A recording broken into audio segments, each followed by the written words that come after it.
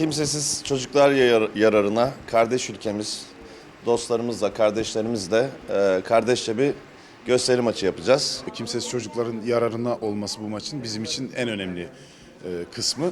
Umarız bir faydamız olur. Zaten hani sporcu, sanatçı dediğinin de en büyük faydası budur yani.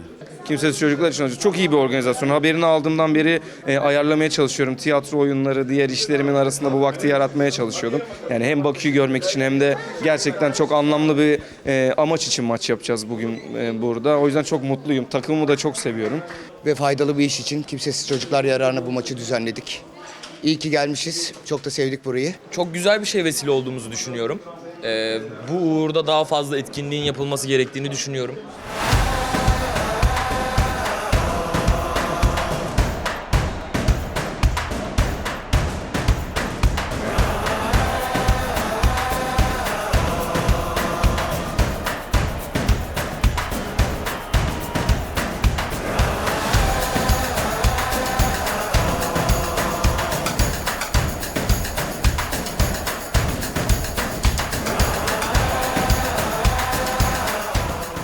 Qardaş ölkəni oynayırdıq.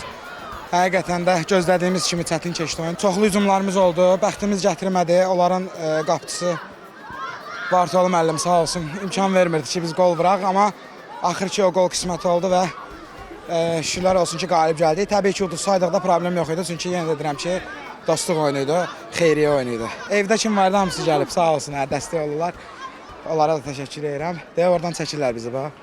Oradan çəkirlər bizi. Həll edir. Atam da oradadır. Möhtəşəm oyun keçdi. Düşünürəm ki, Azərbaycan Art Milli Futbol komandası olaraq çox möhtəşəm oyun nümayiş etdirdik. Mən düzdə az oynadım, amma qalib gəlməyimizə çox da sevinmirik əslində. Niyə? Çünki əsas məqsəd qardaş ölkə ilə oynayırıq birincisi əvvəla.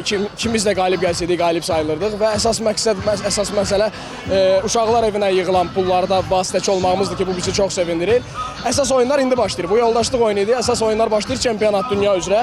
Orada çox görəcəksiniz inşallah hər şey. İkisi də. Mən deyərdim ki, burada daha çox həyəcanlı idim. Niyə? Çünki orada daha mənim peşəmdir, yəni onun professionalıyam.